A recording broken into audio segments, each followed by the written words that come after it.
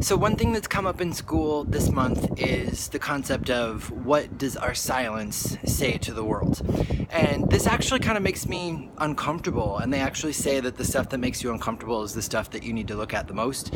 So for me, when I ask myself, what is my silence saying? It could mean anything. Like, in a small group, if I get triggered or I'm upset or whatever, and somebody's like, how are you? And I'm like, oh, I'm fine, good, everything's fine, good, and then like really what I'm saying is I'm pissed, I'm upset, I'm uncomfortable, I'm not welcoming in conversation with like love or just being in the flow. But then also what the silence says within the context of relationships. What are the things that are going on in my head that I'm not saying that need to be said? And so this month, actually, my partner is in a play and the subject matter triggers the crap out of me in the most intense, deep, victimized depths of my like scarred little Chad self. Oh, it hurts so bad.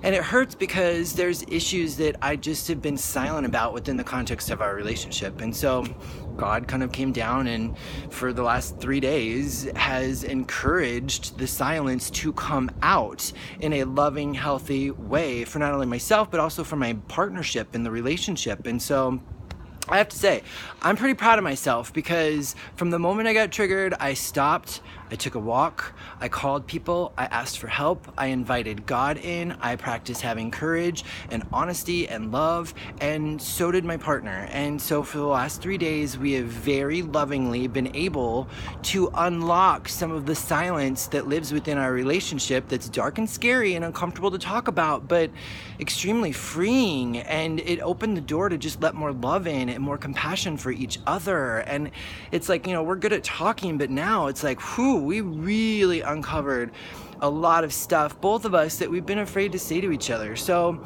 I guess today I'm hoping that this concept of like, what are we saying with our silence inspires you to look at your own silence and the way that you say quiet in relationships or jobs or whatever it is, and what that silence is really saying to other people, to the world, and to yourself.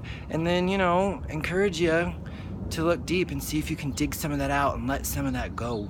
So I'm going to be silent now.